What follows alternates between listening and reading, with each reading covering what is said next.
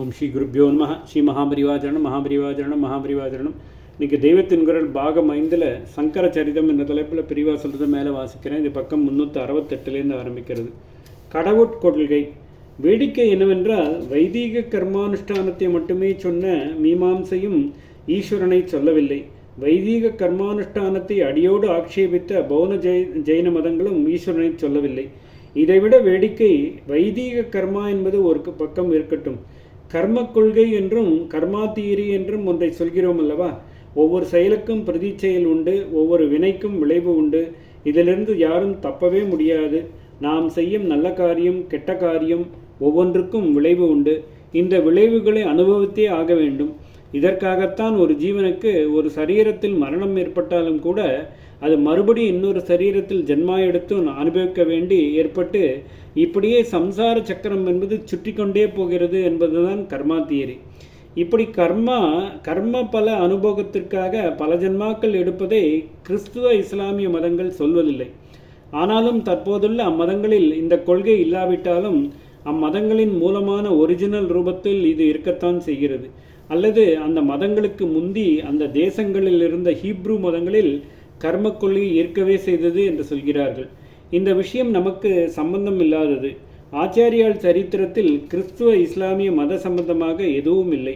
ஆனால் கர்ம கொள்கை பற்றி எதற்கு சொல்ல வந்தேன் என்றால், ஆச்சாரியோடு நன்றாக சம்பந்தப்பட்ட கண்டன ரூபமான சம்பந்தம் பெற்ற மீமாம்சை, பௌத்தம், ஜெயினம் மூன்றுமே கர்மா தியரியை ஒப்புக்கொண்டிருக்கின்றன.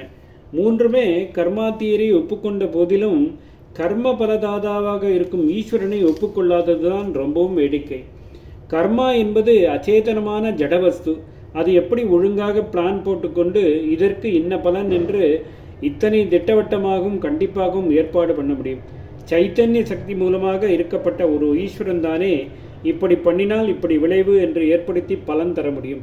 ஆனாலும் ஒரு பக்கத்தில் வைதிக கர்மாக்களையே சகலமுமாக ஏற்றுக்கொண்ட மீமாம்சகர்களும் ஈஸ்வரனை மறுத்து கர்மா தனக்குத்தானே பலன் கொடுத்து தந்து கொள்கிறது என்றார்கள். இன்னொரு பக்கத்தில் ஒரே அவைதிகமான பௌத்த ஜெயினர்களும் கர்மபலன் எப்படி எவரால் விளைவிக்கப்படுகிறது என்றே சொல்லாமல் நிரீஸ்வரவாதம் பண்ணிக்கொண்டே, ஆனாலும் கர்ம பலன் படித்தான் ஜன்மாந்திரங்கள் உண்டு என்று அஸ்திவாரம் இல்லாமலேயே சித்தாந்த கட்டிடம் எழுப்பினார்கள். பௌத்தத்தில் நிர்வாணம் என்ற சூன்ய நிலைதான் மோட்சம் என்று சொல்லி லோக வியாபாரம் முழுக்க என்னவோ ஒரு மாய ஓட்டத்தில் பல சமாச்சாரங்கள் சேர்ந்து நடக்கிற மாதிரி திருவதியை ஒழிய ஒரே பொய் தான் என்று சொல்லியிருக்கிறது.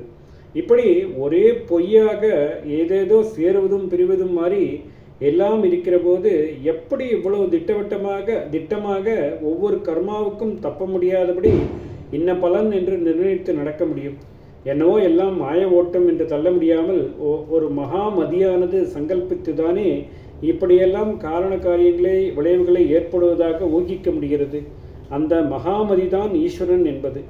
இங்கே ஒரு விஷயத்தை குறிப்பிட வேண்டும், முக்கியமான சமாச்சாரம். ஆச்சாரியாலும் லோக வியாபாரம் எல்லாம் மாயை, பிரம்மம்தான் சத்தியம் என்றே சொல்லியிருப்பதை வைத்துக்கொண்டு சில பேர் இதுவும் பௌத்தத்தை அப்படியே காப்பி அடித்தது தான் என்று நினைத்து கொண்டு விடுகிறார்கள். இவர்கள் ஒரு முக்கியமான பாகுபாட்டை புரிந்து கொள்ள வேண்டும். லோகம் மாயை என்று சொல்லும்போது ஆச்சாரியால் அது ஏதோ தலைக்கால் இல்லாமல் பல சமாச்சாரங்கள் சேர்ந்த மாதிரி இருக்கிற ஓட்டம் என்று பௌத்தர்கள் மாதிரி சொல்லவே இல்லை. மாயை தன் குணமாக கொண்ட ஒரு ஈஸ்வரன் அல்லது மாயாசக்தி படைத்த ஈஸ்வரன் தான் இந்த லோகம் என்ற தோற்றத்தை பிரம்மத்திலிருந்தே தோற்றுவித்து அதை நடத்தியும் வருகிறான். கர்ம பலன்களை தருகிறான் என்றே ஆச்சாரியால் ஸ்தாபித்திருக்கிறார். இன்னொரு விதமாக சொல்வதனால், காரியம் குணம் எதுவும் இல்லாத பிரம்மத்தை நிர்குண பிரம்மம் என்று அவர் சொல்லி அதுவே மாயாசக்தியோடு கூடி காரியமும் குணமும் உள்ள ஈஸ்வரன் என்ற சகுண பிரம்மமாகி லோக வியாபாரத்தை செய்கிறது என்று கூறியிருக்கிறார். இதிலிருந்து தப்பி சகுணத்திலிருந்து நிர்குணத்துக்கு போய் அதோடு அபேதமாக ஐக்கியமாகி விடுவதுதான் அவருடைய அத்வைதத்தின் லட்சியம். அதற்கு சகுண பிரம்மமான மாயை சகிதனான ஈஸ்வரனின் அனுகிரகம் வேண்டுமென்றும் அத்வைத ஞான மார்க்கத்தில் போவதற்கு முதல் படியாக ஈஸ்வர பக்தி செய்ய வேண்டும் என்றும் சாதனா மார்க்கம் அமைத்து தந்திருக்கிறார். இன்னொரு பாகுபாடு, மாயை என்றால் அடியோடு பொய் என்று அர்த்தமில்லை. அடியோடு பொய்யாயிருப்பதை ஆச்சாரியால் அத்தியந்த அசத்து என்று சொல்வார். பூர்ண சத்தியமாக இருப்பது பிரம்மம், அதாவது நிர்குண பிரம்மம். இரண்டுக்கும் நடுவில் இருப்பது பிரபாதி பாசிக சத்தியம் என்பது. அதாவது நடைமுறை வியாபாரத்தில் நிஜம் போலவே இருப்பது, ஆனாலும் ஞானம் வந்த நிலையில் நிஜமாக இல்லாமல் மறைந்து போய்விடுவது. மாயாலோகம் என்பது இப்படிப்பட்ட பிராதிபாசிக சத்தியம் என்று தற்காலிக நிஜத்தோற்றம் என்று ஆச்சாரியால் சொல்லியிருக்கிறார். அடியோடு பொய்யான அத்தியந்த அசத்து என்று அல்ல. ஜகத்து அசத்தியம் அல்ல, அது மித்தியை என்றும் தற்கால சத்தியம். இப்படி ஜகத்துக்கும் ஒரு விதமான மெய்மையை தரும்போது தான் நல்லது கெட்டது என்ற இனம் பிரித்து மாயியான ஈஸ்வரன் பலன் தருவதை சொல்ல முடிகிறது. அதனால் நல்லதே செய்துதான் அதன் வழியாக ஈஸ்வரானுகிரகத்தில் சித்த சுத்தி பெற்று நிவர்த்தி மார்க்கத்துக்கு போக முடியும் என்று சொல்ல முடிகிறது. ஓம் ஸ்ரீ குருப்யோ நமः. ஸ்ரீ மகாபரிவாஜரணம் மகாபரிவாஜரணம் மகாபரிவாஜரணம்.